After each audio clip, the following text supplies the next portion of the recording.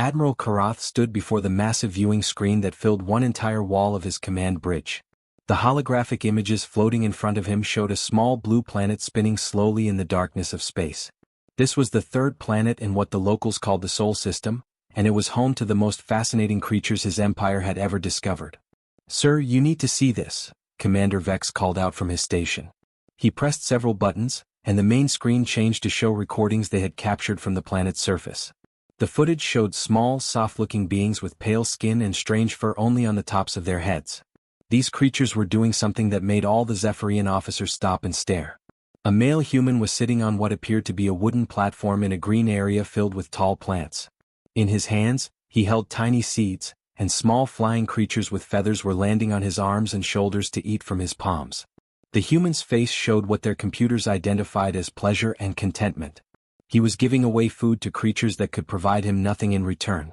"They call themselves humans," Dr. Thessarian announced as he walked onto the bridge. The old scientist was the best xenobiologist in the Zephyrian Empire, and his job was to study other species before conquest. "I have spent weeks analyzing their behavior patterns and I have never seen anything like this." The screen changed again to show a female human in a brightly lit room. She was using colored liquids to create images on a flat white surface. The images served no military purpose and could not be eaten or used as weapons. She was simply making them because she found the activity enjoyable. "Look at their physical structure," Dr. Thessarian continued, pointing at the screen with one of his 6 arms. "They stand upright on only 2 legs, which makes them slow and unstable. They have no claws, no fangs, no armor plating, no poison glands. Their skin is thin and tears easily. When they are hurt or sad, water actually leaks from their eyes." Admiral Karath leaned forward in his command chair. His species had conquered 17 different worlds, and they had developed very effective methods for identifying dangerous species. Everything he was seeing told him that humans were not dangerous at all. "Their conflicts are almost amusing," Dr. Thessarian went on. "They point small metal tubes at each other that shoot tiny pieces of metal. Sometimes they swing metal sticks at each other. Their largest weapons can destroy buildings, but they seem to use them very rarely. Most of their disputes appear to be solved by talking." Commander Vex pulled up more footage that showed humans in what appeared to be organized fighting. But even their wars looked gentle compared to Zephyrian standards. The humans tried to avoid killing each other when possible. They had rules about how to fight. They even stopped fighting to help wounded enemies. "They have created something they call hospitals," Dr. Thessarian explained. "These are buildings where they bring sick and injured members of their species and spend enormous amounts of resources trying to make them healthy again. They do this even for humans who are old and can no longer work or fight." The bridge crew exchanged glances. In Zephyrian society, the weak were left to die so that resources could go to the strong. The idea of wasting valuable supplies on creatures who could not contribute to society seemed completely insane. "They also keep smaller creatures in their homes," the scientist continued. "They call them pets. These animals serve no practical purpose. They cannot be eaten because the humans become emotionally attached to them. Instead, humans spend their own food and money to keep these creatures comfortable and happy." Admiral Karath watched as the screen showed a human child playing with a small 4-legged animal covered in fur. The child was laughing, a sound that their computers said indicated joy and pleasure. The small animal was making similar sounds of contentment. "This is clearly a prey species," Dr. Thessarian concluded. "They show every sign of creatures who have evolved to be eaten by predators. They are small, weak, emotional, and they waste resources on activities that do not help them survive. They have no concept of efficient resource allocation or survival of the fittest." Commander Zerath, the chief military strategist, stepped forward. His scarred face showed concern. "Admiral, I have reviewed the data and something seems wrong. How did such a weak species survive long enough to develop this level of technology? Their cities are massive, their population is in the billions. Prey species usually do not thrive like this."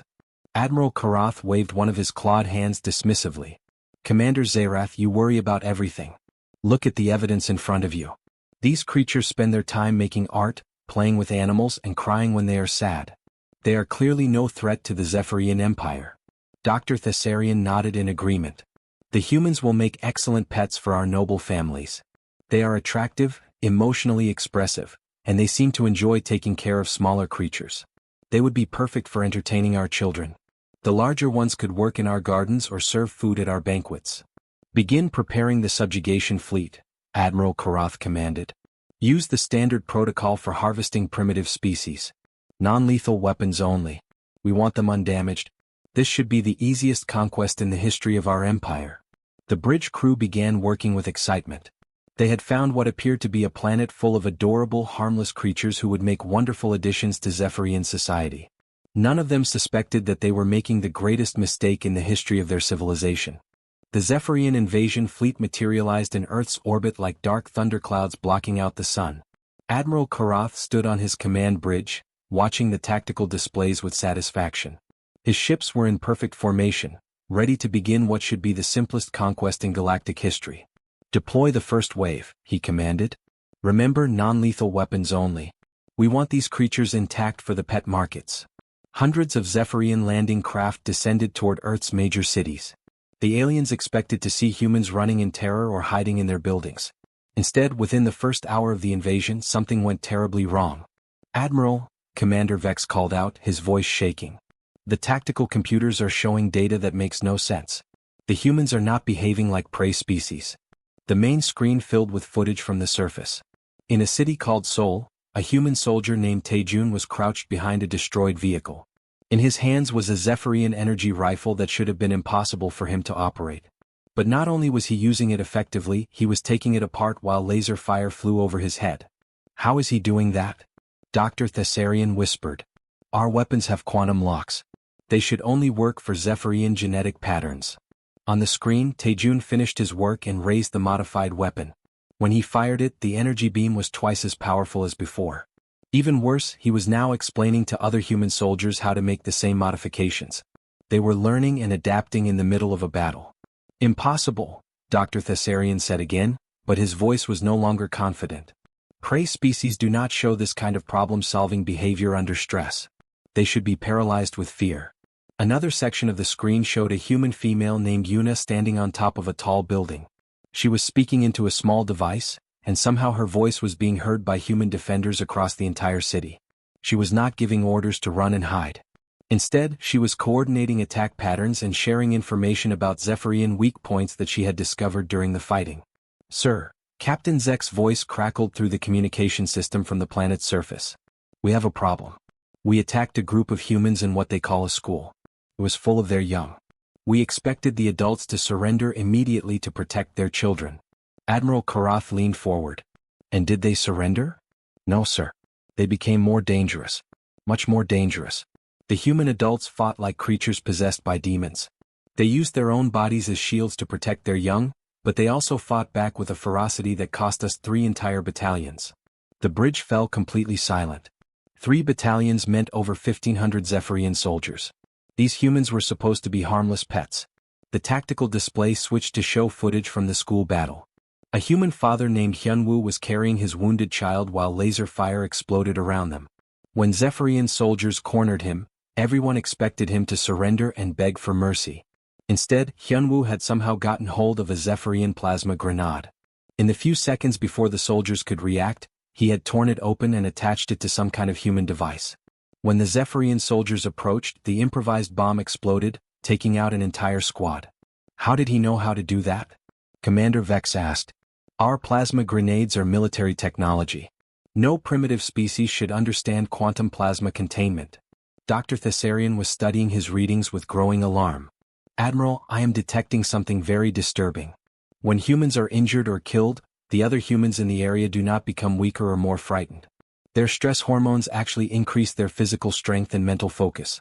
They become more dangerous when they are hurt. On the screen, they could see human rescue teams running toward the sounds of battle instead of away from them. Human medical workers were treating wounded soldiers and then sending them back into combat. Human engineers were studying damaged Zephyrian equipment and finding ways to turn it into weapons. Sir, Communications Officer Zirian announced, we are receiving messages from the planet's surface. The humans are broadcasting in 17 different languages, but our computers say they are all saying the same basic thing. What are they saying? Admiral Karath demanded. They are telling us that we picked the wrong planet to attack. The Admiral stared at the screens showing battle footage from around the globe. In every location the same pattern was repeating. Humans were not running or hiding or begging for mercy. They were fighting back with a level of coordination and adaptability that should have been impossible for a primitive species. In Tokyo, human civilians were helping soldiers set up traps using construction equipment. In New York, human scientists were broadcasting instructions on how to jam Zephyrian communications. In London, human children were carrying messages between adult fighters because they were small enough to crawl through damaged buildings. "Admiral," Captain Zek reported from the surface, "the humans have stopped trying to evacuate their non-combatants. Instead, they are organizing their entire population as support for their military forces. Their young are serving as messengers, their elderly are making weapons, and their scientists are analyzing our technology faster than we can deploy it." Admiral Karath felt something he had never experienced before in decades of conquest. For the first time in his military career, he was beginning to doubt that his empire would win this battle. The cute, harmless pets were fighting back and they were very good at it. Dr. Thessarian's claws shook as he activated the holographic projector in the main briefing room. Every senior officer on Admiral Karatha's flagship had been called to this emergency meeting, and the fear in the air was thick enough to taste. The old scientist's breathing apparatus made worried clicking sounds as he struggled to control his panic. "Admiral, commanders, I must tell you something that will change everything we thought we knew about humans," Dr. Thessarian began. His voice was barely steady. "I have been studying the battle data for 3 days straight, and I have made a discovery that terrifies me to my core." The room fell silent. These were hardened military officers who had conquered dozens of worlds, but something in the scientist's voice made them all pay attention. "The humans are not prey animals," Dr. Thessarian announced. "They are apex predators. The most successful apex predators the galaxy has ever produced." Admiral Karath slammed his fist on the table. "Impossible. Look at them. They cry when they are sad. They keep useless animals as pets. They waste resources on art and music." "That is exactly my point," Dr. Thessarian replied, activating the holographic display. "They can afford to be gentle because they have no natural enemies. They have become so successful at survival that they have the luxury of being kind." The hologram showed footage from the current battle. 2 human soldiers named Sungo and Era were moving through a destroyed building. They never spoke to each other, never gave hand signals, never looked at each other directly. Yet they moved together like 2 parts of the same creature. When Sungo went left, Era automatically went right.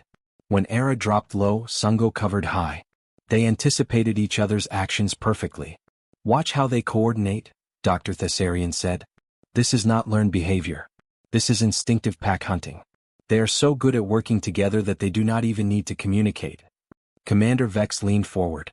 "But they are individuals. They make their own decisions. How can they be pack hunters?" "Because their pack is their entire species," Dr. Thessarian explained. "Watch this footage from their internet communications." The hologram changed to show data streams flowing across the planet. Humans everywhere were sharing information about Zephyrian technology, tactics, and weaknesses. A discovery made by one human in Asia was being used by humans in Europe within minutes. A successful defense strategy from Africa was being copied in North America within hours. "They are not just cooperating locally," Dr. Thessarian continued. "Their entire species is functioning as a single hunting pack. Every human who learns something new immediately teaches it to all other humans." The display showed more disturbing footage. A human medic named Dawn was in a hospital that was under attack. Zephyrian soldiers had surrounded the building, trying to capture the wounded humans inside. But Dawn was not surrendering. Instead, he was treating injured civilians with one hand while firing a captured Zephyrian weapon with the other. He held off an entire squad of alien soldiers for 2 hours while continuing to save lives. "This behavior makes no sense for a prey species," Dr. Thessarian explained. "Prey animals abandon their wounded to save themselves. But humans become more dangerous when their pack members are threatened." Admiral Karath stared at the footage. "But look how emotional they get. They cry over dead animals. They make art about flowers and sunsets. These are not the behaviors of killers." "That is where I was wrong before," Dr. Thessarian admitted. "Those behaviors are not signs of weakness. They are signs of a species so successful that they can afford to care about beauty and kindness. When you have no natural predators, when you have conquered your entire planet, when you have eliminated all threats to your survival, then you can spend time and energy on things like art and emotion." The scientist brought up new data that made the entire room gasp. "Do you remember the small animals they keep as pets? I have analyzed their history. Humans have been selectively breeding other species for over 10,000 years. They have taken wolves and turned them into hundreds of different types of creatures that serve different purposes. They have done the same with plants, creating food sources that could never exist in nature. Commander Vex felt his blood go cold. They have been practicing genetic manipulation for thousands of years? Not just practicing, Dr. Thessarian replied. Mastering it. These creatures we thought were harmless have been reshaping life itself to suit their needs. The emotional bonds they form with their pets are not weakness. They are evidence of pack bonding instincts so strong that they can extend their loyalty to entirely different species. The most frightening revelation came next. The hologram showed intercepted communications from human military commanders. A human officer named Hyunsu was speaking with his subordinates about battle strategy. His voice was calm and emotionless as he discussed how many human soldiers would need to die to achieve their objectives. Listen to how he talks about casualties, Dr. Thessarian said. He is not angry or sad about the deaths of his own species. He is calculating them like a predator calculates the energy cost of a hunt. This is not the thinking of prey. This is the thinking of apex predators who understand that some pack members must be sacrificed for the survival of the whole. Admiral Karath watched the footage in growing horror. The humans were not panicking or running or begging for mercy. They were studying their attackers, learning their weaknesses and adapting their tactics with each battle. Admiral, Dr. Thessarian concluded, we have made the greatest mistake in the history of our empire. We have attacked a species of apex predators who have been so successful that they forgot they were dangerous. But now we have reminded them. The moment that changed everything came on the 7th day of the invasion. Admiral Karath was studying battle reports when his communications officer suddenly straightened in alarm. Admiral, we are receiving a direct transmission to this flagship, the officer announced. The signal is coming from the planet's surface, but it is using our own military encryption codes. That is impossible, Admiral Karath replied. Our encryption changes every hour. No primitive species could break our codes. Sir, the transmission is specifically requesting to speak with you personally. Admiral Karath felt a chill run down his spine. Put it on the main screen. The holographic display activated, showing the face of a human male. He appeared young by human standards, with dark hair and calm eyes that seemed to look right through the Admiral. When he spoke, his voice was steady and confident. Admiral Karath, my name is Captain Miho of the Human Resistance Forces. I wanted to personally thank you for all the technology samples you have provided us. We have learned everything we need to know. The bridge fell silent. Admiral Karath found his voice after several long seconds. How did you get access to our communication systems? Captain Miho smiled, and there was something predatory in that expression. We have been studying your equipment since the first day you arrived. Every weapon you fired, every ship you sent down, every piece of technology you used against us has been analyzed and understood. Your invasion was not a conquest, Admiral. It was a learning opportunity. Before Admiral Karath could respond, Lieutenant Nara at the tactical station began shouting warnings. Admiral. New contacts appearing throughout the system. Multiple vessels of unknown design. The main tactical display lit up with dozens of red dots representing unknown ships. But these were not the small, primitive craft that the Zephyrians had expected to find on Earth. These were large, sleek vessels that moved with impossible speed and grace. How many ships? Admiral Karath demanded. 47 and counting, sir, Lieutenant Nara replied, her voice filled with disbelief. They are using propulsion systems that register as more advanced than our own technology. Dr. Thessarian stumbled onto the bridge, carrying data tablets and looking like he had not slept in days. Admiral, I have been analyzing the human technology progression, and what I have discovered defies all known laws of technological development. Explain, Admiral Karath ordered, though part of him did not want to hear the answer. The humans have reverse-engineered our faster-than-light drives, Dr. Thessarian said. But they have not just copied our technology. They have improved it. Their ships are now faster and more efficient than ours. The tactical display showed human vessels moving in formation around the solar system. They moved with precision that suggested advanced computer coordination, but their flight patterns showed creativity and unpredictability that no computer could generate. How is this possible? Admiral Karath asked. They are a primitive species. They should not even understand the basic principles of quantum mechanics. Dr. Thessarian pulled up data on his tablet. Admiral, I have made another discovery that explains everything. Humans are persistence hunters. Do you understand what that means? Explain it simply, Admiral Karath replied, though he was beginning to suspect he would not like the explanation. Persistence hunting is a method used by apex predators, Dr. Thessarian began. The predator does not try to catch its prey immediately. Instead, it follows the prey for hours, days, even weeks. The predator studies the prey's behavior, learns its weaknesses, discovers its escape routes. Then, when the prey is exhausted and has nowhere left to run, the predator strikes. The horrible realization began to dawn on Admiral Karath. You are saying that this entire time they have been hunting us? Not hunting, Dr. Thessarian corrected. Learning. Every battle we fought, every technology we used, every tactic we employed was being studied and analyzed. The humans were not trying to win individual fights. They were gathering information for a larger strategy. The communication screen flickered back to life, showing Captain Miho again. Behind him, Admiral Karath could see what was clearly the bridge of a Zephyrian warship, but it was being operated by humans. Admiral, I thought you should know that we have successfully captured 12 of your vessels, Captain Miho reported. My colleagues Sujin and Kyung led the boarding operations. They found your ships remarkably easy to navigate once they understood the basic design principles. Lieutenant Nara checked her readings and confirmed the horrible truth. Sir, we have lost contact with 12 ships in the past hour. All were captured, not destroyed. On the screen, Captain Miho continued speaking with the calm confidence of a predator who knew the hunt was nearly over. Your species made an interesting assumption, Admiral. You believe that because we choose to be peaceful, we must be weak. You thought that because we care for other creatures, we must be prey animals ourselves.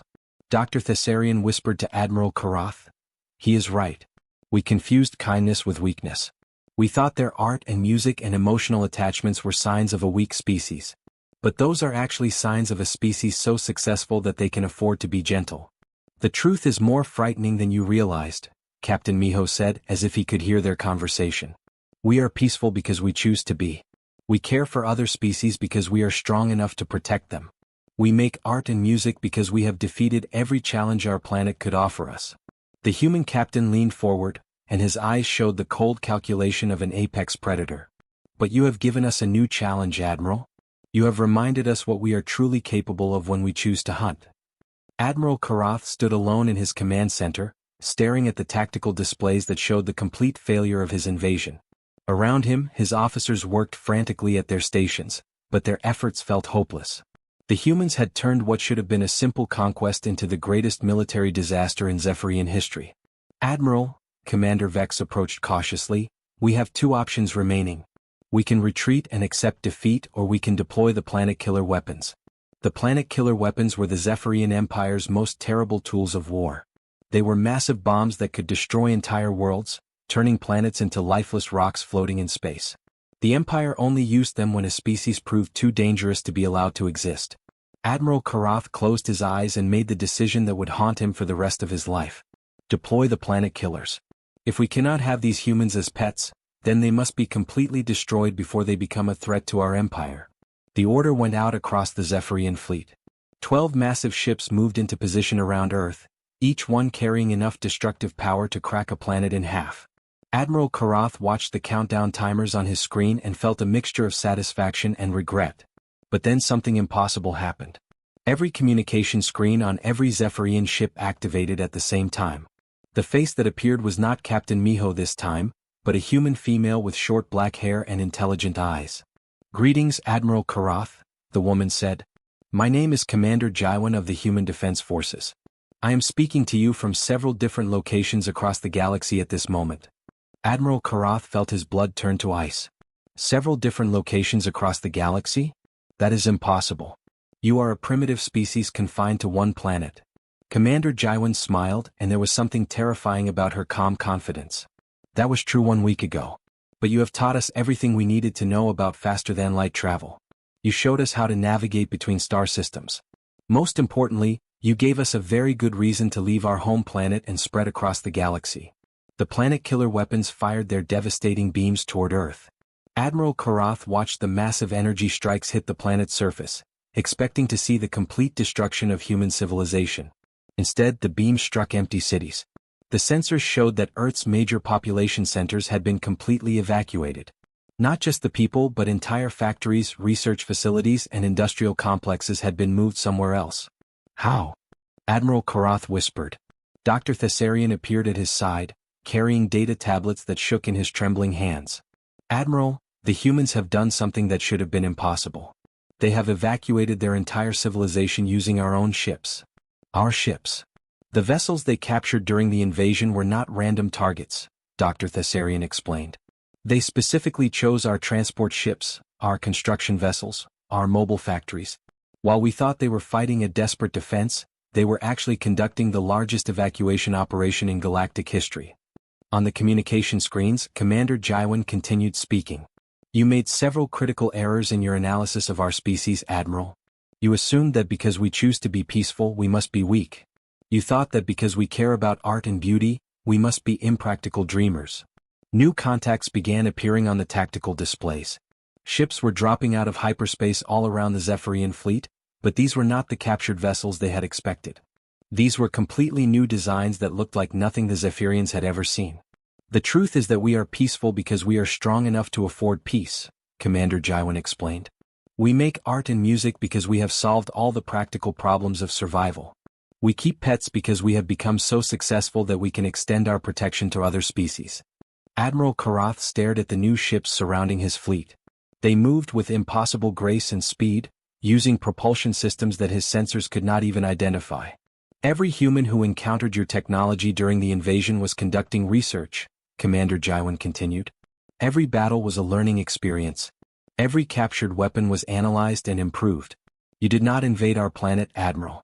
You provided us with the greatest educational opportunity in our species' history. A new voice joined the communication, this one belonging to a human female named Soyeon.